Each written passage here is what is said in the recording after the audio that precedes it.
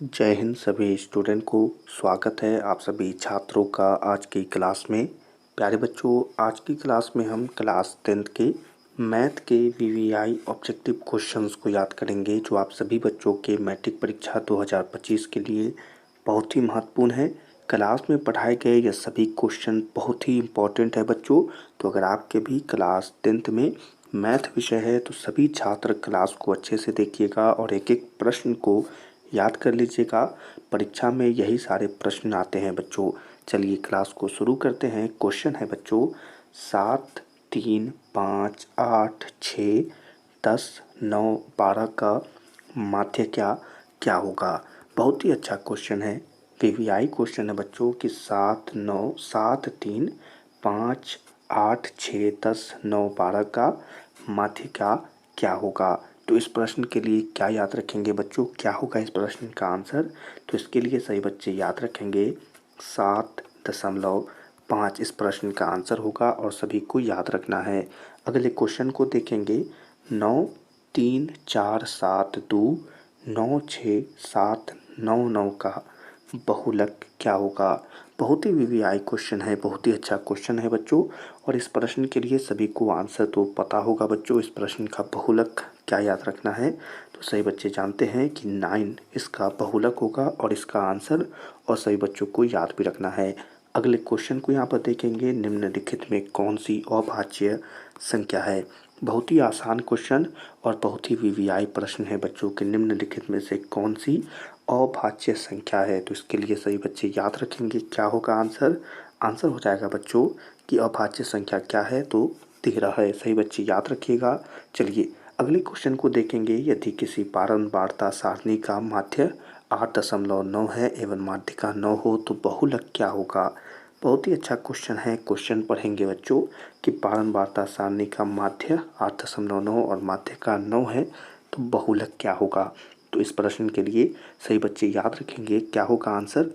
Answer हो जाएगा बच्चों 9.2। ठीक है, 9.2 इस प्रश्न का आंसर होगा और सही बच्चों को याद भी रखना है। अगले क्वेश्चन को देखेंगे 19 और 25 का समांतर माध्य क्या होगा। वीवीआई क्वेश्चन है, बहुत ही अच्छा प्रश्न है कि समांतर माध्य क्या होगा बच्चों। तो इस प्रश्न के लिए सभी याद रखेंगे कि 22 इस प्रश्न का आंसर होगा। ठीक है, तो याद रखिएगा 22 इस प्रश्न का आंसर होगा। चलिए अगले क्वेश्चन को देखते हैं। अगला क्वेश्चन है बच्चों, किसी घटना ई के लिए P of E plus P of E नहीं बराबर क्या होगा। तो वीवीआई क्वेश्चन है और परीक्षा में बहुत आता है कि किसी घटना ई के लिए P of E plus P of E नहीं बराबर क्या होगा। तो इस प्रश्न के लिए क्या याद रखेंगे, तो आंसर हो जाएगा बच्चों, इसके लिए सही बच्चे याद रखेंगे, आंसर हो जाएगा 1। ठीक है, तो याद रखना है। अगले क्वेश्चन को देखेंगे तो सिक्के के उछाल में दो शीर्ष आने की प्रायिकता क्या होगी। बहुत ही अच्छा क्वेश्चन, बहुत ही वीवीआई क्वेश्चन परीक्षा में बहुत आता है। क्वेश्चन है कि दो सिक्के के उछालने में दो शीर्ष आने की प्रायिकता क्या होगी। तो इस प्रश्न का आंसर क्या होगा बच्चों, क्या याद रखना है। आंसर याद रखिएगा बच्चों 1/4। ठीक है, तो 1/4 इस प्रश्न का आंसर है और सभी को याद भी रखना है। अगले क्वेश्चन को देखेंगे, यदि किसी ऊर्ध्वाधर स्तंभ की ऊंचाई जमीन पर उस स्तंभ की छाया की लंबाई की √3 गुनी है तो सूर्य का उन्नयन कोण क्या होगा। वीवीआई क्वेश्चन है और इस प्रश्न का डिस्कशन हमने अपने पिछले क्लासेस में ही बच्चों को पढ़ाया था और बहुत ही अच्छा आंसर निकला था बच्चों। तो इस प्रश्न के लिए सही बच्चे क्या याद रखेंगे, आंसर हो जाएगा 60 डिग्री। ठीक है, तो थोड़ा सा अगर यहाँ पर ध्यान देंगे तो √3 आएगा, तो इससे आप याद रख सकते हैं आंसर क्या होगा 60 डिग्री। चलिए अगले क्वेश्चन को यहाँ पर देख लेंगे। क्वेश्चन है बच्चों कि यदि ए और बी अभाज्य संख्या है तो लौसा यानी लघुत्तम समापवर्तक ए बी क्या होगा। ठीक है, तो वीवीआई क्वेश्चन है, समझ लेंगे, आंसर याद रख लेंगे कि ए बी की अभाज्य संख्या है।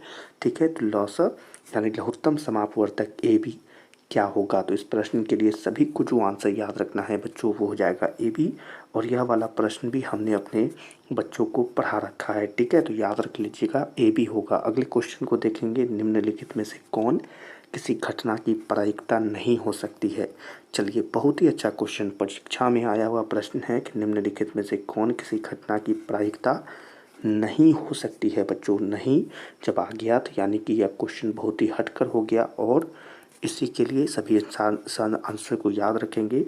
आंसर होगा बच्चों 7/6। ठीक है, तो सभी को याद रखना है। चलिए अगले क्वेश्चन को यहाँ पर देख लेंगे।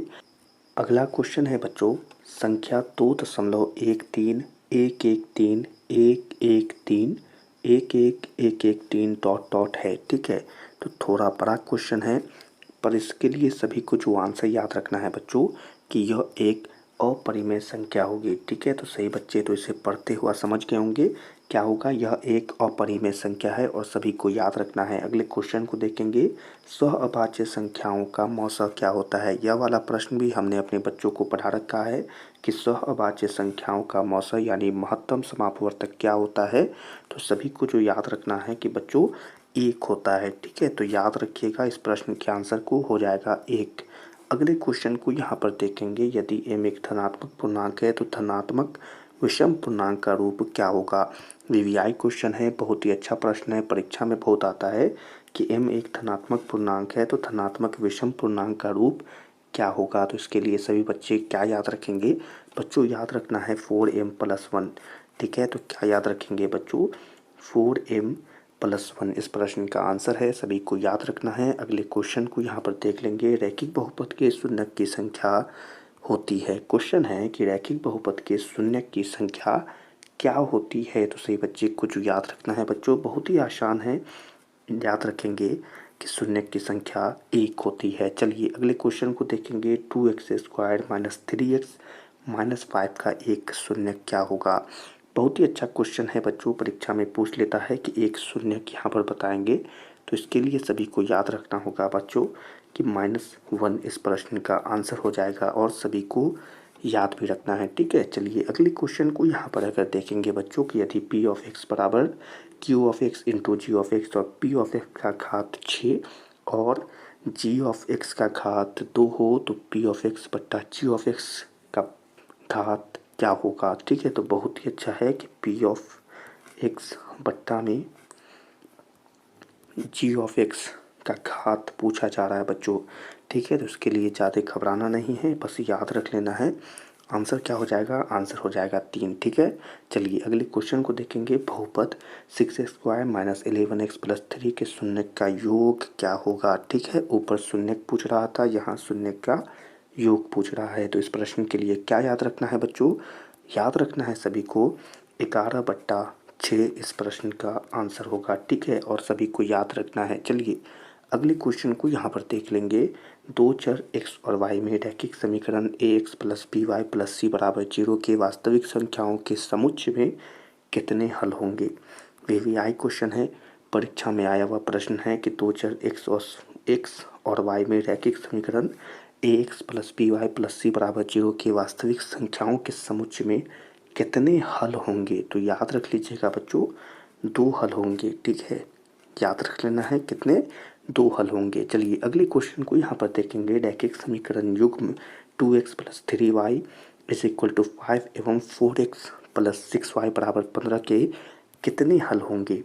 ठीक है, तो वीवीआई प्रश्न है और परीक्षा में पूछ लिया था कि 2x + 3y बराबर 5 एवं 4x + 6y बराबर 15 के कितने हल होंगे। तो क्या याद रखना है बच्चों, कोई हल नहीं होंगे। ठीक है, और यह एक रिपीटेड क्वेश्चन है, यानी कि परीक्षा में बहुत बार पूछ लेता है। ठीक है, तो इसके लिए हो सकता है कि इस बार भी पूछ ले, तो कोई हल नहीं इस प्रश्न का आंसर होगा। अगले क्वेश्चन को देख लेंगे, यदि रैखिक समीकरणों का युग्म संगत है तो उनके द्वारा निरूपित रेखाएं होती हैं। वीवीआई क्वेश्चन है, जल्दी से याद करा देते हैं बच्चों को कि समीकरणों का युग्म संगत है तो उन द्वारा निरूपित रेखाएं होती है। तो इसके लिए सही याद रखेंगे, प्रतिच्छेदी या संपाती। ठीक है, क्या याद रख लेना है, प्रतिच्छेदी या संपाती। यहाँ पर लिख दें अगर बच्चों तो क्या लिखेंगे, 1 मिनट यहाँ पर लिख देते हैं, प्रतिच्छेदी या संपाती। ठीक है, तो इस प्रश्न का यह आंसर है बच्चों, और इसी आंसर के साथ आज की इस क्लास को यहीं पर समाप्त करते हैं। प्यारे बच्चों, क्लास में पढ़ाए गए यह सभी क्वेश्चन बहुत ही इम्पोर्टेंट है और आपके परीक्षा में आने वाले प्रश्न हैं, तो सभी छात्र सभी क्वेश्चनों को भी ज़रूर याद कर लीजिएगा। और आपके परीक्षा में अगर यह प्रश्न आए बच्चों तो इसे ज़रूर बना कर आइएगा। आज की इस क्लास को यहीं पर समाप्त करते हैं। सभी छात्रों से मिलेंगे अगली क्लास में। तब तक के लिए आप सभी छात्रों को जय हिंद।